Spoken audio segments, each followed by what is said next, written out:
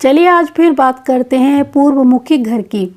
वास्तु के अनुसार काफ़ी अच्छा मैप लेकर आई हूँ और इसकी कुछ खास बातें हैं जिनको हम जानने की कोशिश करेंगे। प्लॉट जैसे कि आपका छोटा हो या बड़ा, हमेशा आगे पीछे खाली जगह छोड़कर ही घर का निर्माण करना चाहिए। ये तो कॉमन वाली बात है जो मैं हमेशा आपको बताती हूँ। इसके अलावा पूर्वमुखी घर में आपको कुछ बातें और ध्यान रखनी है, जैसे कि यहाँ पर जो मैप दिखाई दे रहा है इसको हमने यहाँ से बनाना स्टार्ट किया है और इसके चारों तरफ ये पीछे गैलरी आप देख रहे हैं कम खाली छोड़ी है जो पश्चिम और दक्षिण के एरिया में आती है, और ये वाला जो एरिया है आपको ज़्यादा खाली दिखाई दे रहा है, ये हमने यहाँ तक खाली छोड़ा हुआ है जहाँ पर चारों तरफ से वेंटिलेशन की सुविधा रहेगी, धूप हवा छाँव सब कुछ मिलेगा आपको।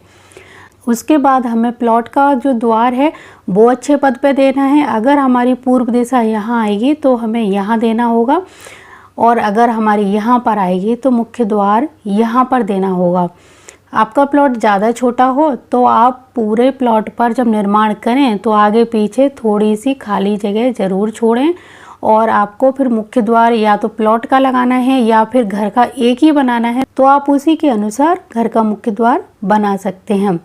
क्योंकि आजकल बहुत ही पतले पतले और छोटे से प्लॉट रह गए हैं, वहाँ पर खाली जगह छोड़ना बहुत ही मुश्किल होता है। फिर भी आपको खाली जगह तो छोड़नी ही चाहिए, चाहे कैसे भी छोड़िए, आगे या पीछे दोनों जगह। चाहे आपका प्लॉट कितना भी छोटा क्यों ना हो, फिर भी आपको नीचे खाली जगह ज़रूर छोड़नी है, जिसमें से चारों तरफ नहीं तो आगे पीछे खाली जगह ज़रूर छोड़िए। छत के ऊपर आप कमरे बना सकते हैं, लेकिन नीचे वाला जो एरिया है वहाँ पर ज़्यादा निर्माण करने की कोशिश मत करिए, क्योंकि अगर आप चारों तरफ से घर का निर्माण कर देंगे और खाली जगह नहीं छोड़ेंगे तो बहुत सारे वास्तु दोष इस घर में उत्पन्न हो जाएंगे और फिर उनकी रेमेडी करना बहुत ही मुश्किल हो जाएगा। तो हमारा प्लॉट का द्वार तो यहाँ पे आप देख सकते हैं, और घर का द्वार हमने बनाया है यहाँ पर। ये जो खाली जगह है ये पूरी गैलरी काफ़ी चौड़ी है, यहाँ पर आप घर का मुख्य द्वार बनाइए। आप चाहो तो यहाँ पर भी बना सकते थे, लेकिन हमने यहाँ पर घर का मुख्य द्वार नहीं दिया है। यहाँ पर बैठक यानी लिविंग रूम बनाया हुआ है। इसके साथ ही साथ अगर आपके घर में कोई गाड़ी है तो उसकी पार्किंग की व्यवस्था यहाँ पर वायव्य कोण में कर सकते हैं। तो एक टीन शेड जिसका ढलान इस तरफ है और इसके अंदर आप गाड़ी अपनी जो भी हो व्हीकल्स वो पार्क कर सकते हैं। तो घर के अंदर जब प्रवेश करेंगे यहाँ से तो ये तो लिविंग एरिया आ गया और यहाँ पर पूजा घर आ गया। अगर आपको इसमें थोड़ा सा चेंज करना है तो पूजा घर आप यहाँ पर बना सकते हैं। लिविंग एरिया के लिए तो ये पूरी जगह खाली पड़ी है, कहीं पर भी आप सोफ़ा रख सकते हैं। लेकिन आपको ध्यान रखना है कि ब्रह्म स्थान वाला एरिया बिल्कुल भी भारी नहीं होना चाहिए, यहाँ पर सोफ़ा वगैरह नहीं रखे जा सकते। इसी तरह जो उत्तरी एरिया है इसको भी ज़्यादा भारी नहीं करना होता, इसीलिए हमने इस एरिया में लिविंग रूम बनाया हुआ है और यहाँ पर आप मंदिर बना सकते हैं। अब थोड़ा आगे चलें तो पूजा घर के बराबर में मिलता है हमें रसोई घर। रसोई घर के बगल में एक रूम बनाया हुआ है। अगर प्लॉट ज़्यादा छोटा है तो यहाँ पर आपके रूम कम बनेंगे, प्लॉट थोड़ा बड़ा है तो आप रूम की संख्या बढ़ा सकते हैं। जैसे कि यहाँ 3 आप रूम देख सकते हैं, ये 3 कमरे हमने यहाँ बनाए हैं। अगर आपका प्लॉट ज़्यादा छोटा है, 3 कमरे नहीं बन सकते तो कोई बात नहीं, एक यहाँ पर बना सकते हैं, एक यहाँ बना सकते हैं, या फिर सामने आपको ये 2 दिख रहे हैं तो आप इस तरह 2 बनाइए और यहाँ कुछ और बना सकते हैं। आपको सीढ़ियाँ अगर घर के अंदर बनानी है तो आप सीढ़ियों के लिए भी इस एरिया का चुनाव कर सकते हैं, यानी रसोई के पीछे जितना भी स्पेस आपको मिलता है यहाँ पर सीढ़ियाँ बनाई जा सकती हैं। इसके अलावा सीढ़ियाँ हम यहाँ पर भी बना सकते हैं। तो आपको सीढ़ियाँ जहाँ पर भी सही लगे वहाँ बनाइए, क्योंकि मैंने अभी इसमें सीढ़ियाँ नहीं बनाई हैं, आपको जगह मैंने दिखा दी है। आप चाहो तो इनमें से किसी जगह पर भी सीढ़ियाँ बना सकते हैं।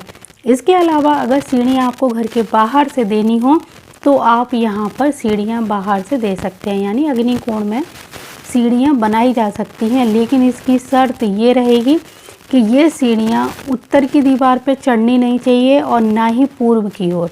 तो आपको सीढ़ियाँ बनाते समय इस तरह, यानी आपको पश्चिम या दक्षिण की एरिया में ही सीढ़ियाँ चढ़ानी हैं, पूर्व की दीवार से टच नहीं करना है। तो इस तरह भी बाहर सीढ़ियाँ बनाई जा सकती हैं। और जब हम बाहर सीढ़ियाँ बनाएं तो एक बात का और ध्यान रखना है कि यहाँ पर सीढ़ियाँ जो भी बनेंगी वो ओपन होनी चाहिए, यानी उनके ऊपर दुछत्ती नहीं होनी चाहिए।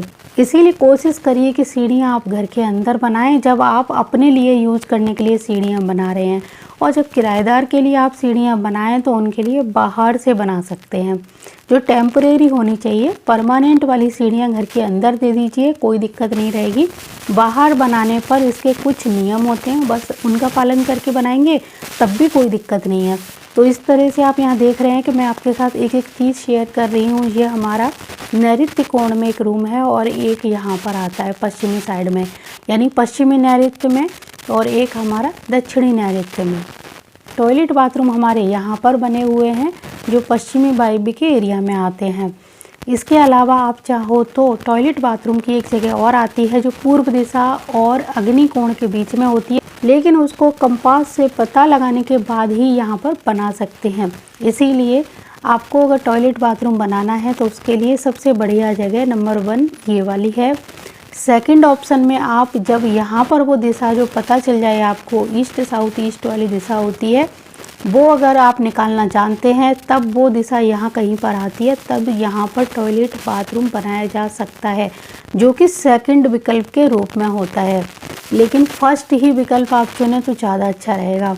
थर्ड वाला जो एरिया है यानी टॉयलेट बनाने का, वो इस एरिया में कहीं पर आएगा, जिसे SSW बोला जाता है, वो इधर कहीं पर आपको मिलेगा। लेकिन ये दिशाएं पता लगाने के लिए आपको एक अच्छा कंपास लेने की ज़रूरत पड़ेगी, तभी आप इन दिशाओं को पता लगा सकते हैं कि जब हम टॉयलेट यहाँ पर और यहाँ पर बनाएं तो ये 2 दिशाएं हैं, इनका अच्छे से पता लगा के जांच करके ही यहाँ पर टॉयलेट बनाना चाहिए, नहीं तो गलती हो जाएगी तो आपको ही नुकसान भुगतना पड़ेगा। इसीलिए टॉयलेट बनाने की सबसे बढ़िया जगह ये होती है, यहाँ पर गलती के चांस बिल्कुल भी नहीं होते हैं, तो आप यहाँ पर आराम से बना सकते हैं, कोई टेंशन भी नहीं रहेगी। इसी तरह आपको छोटा सा अपने घर में गार्डन ज़रूर बनाना चाहिए। जैसे कि ये जो एरिया है यहाँ पर आप हर्बल प्लांट लगा सकते हैं, तुलसी है, गिलोय है, एलोवेरा, पुदीना, इस तरह के अगर प्लांट इस एरिया में लगाते हैं, ख़ास तौर से इस पूर्वी एरिया में लगाते हैं, ईशान के एरिया में लगाते हैं, तो इससे आपके घर में आरोग्य की वृद्धि होती है, लोग कम बीमार पड़ते हैं। और ये जो पौधे हैं इनसे हमें पॉजिटिव एनर्जी भी मिलती है। हमारे घर में पॉजिटिव एनर्जी हमेशा उत्तर पूर्व दिशा से ही आती है, और जब हम उत्तर पूर्व दिशा में इस तरह के प्लांट लगाएंगे तो इनसे निकलने वाली जो एयर है, इनसे निकलने वाली जो एनर्जी है, वो सीधे हमारे घर में प्रवेश करेगी, जो कि घर में रहने वाले लोगों के लिए बहुत ही ज़्यादा स्वास्थ्यवर्धक रहेगी। तो जब भी आप घर बनवाएं तो इस बात का ध्यान रखें कि आप अपने घर में हर्बल प्लांट ज़रूर लगाएं, जो कि उत्तर पूर्व यानी ईशान कोण के एरिया में होने चाहिए। अधिक से अधिक आप इस तरह के प्लांट लगाते हैं, रामा और श्यामा तुलसी के प्लांट आप लगाते हैं, तो यकीन मानिए आपके घर के लोग कम बीमार पड़ेंगे। अगर आपको भरोसा नहीं है तो करके देखिए। अब आपको इस घर में जो पानी की टंकी है छत के ऊपर रखनी है, वो आप इस एरिया में रखें तो बहुत अच्छा रहेगा। भूल कर भी इन एरिया में छत के ऊपर पानी की टंकी आपको नहीं रखनी चाहिए। अगर मैं साधारण शब्दों में कहूँ कि आपको रसोई के ऊपर नहीं रखनी है, किसी बेडरूम के बेड के ऊपर नहीं रखनी है, अग्नि कोण में नहीं रखनी है, ईशान कोण में नहीं रखनी है, पूर्व और उत्तर दिशा में भी नहीं रखनी है, तो आपको ये बात आसानी से समझ जानी चाहिए। पानी की टंकी हमेशा पश्चिम दिशा में छत के ऊपर रखनी चाहिए। अगर ज़मीन के अंदर आप पानी की टंकी बनवाना चाहते हैं, जो उत्तर और पूर्वी ईशान का एरिया आता है, वहाँ पर ज़मीन के अंदर छोटी सी पानी की टंकी टैंक रख सकते हैं, जो बहुत ही ज़्यादा शुभ और अच्छा माना जाता है। इसका लाभ पूरे परिवार को देखने को मिलता है। तो आपको पूर्वमुखी घर बनाते समय ये छोटी छोटी बातें ज़रूर ध्यान रखनी चाहिए। अब जैसे कि ये जितना भी एरिया आपको दिख रहा है ये पूरा खाली है, तो सेफ्टी के पॉइंट से आप इनके ऊपर छोटे छोटे तारों की जो जाली आजकल मार्केट में बन रही है उसको पूरा लगवा के इसको कवर करा सकते हैं, जिससे धूप छाया भी आपको मिलेगी, वेंटिलेशन भी रहेगा घर में, और इससे सेफ्टी भी रहेगी। ना तो बंदर बिल्ली कुत्ते आएंगे घर में, ना ही चोरों का डर रहेगा। तो इस तरह से आप बनाइए पूर्वमुखी घर। मुझे पूरी उम्मीद है ये जानकारी आपको ज़रूर अच्छी लगी होगी।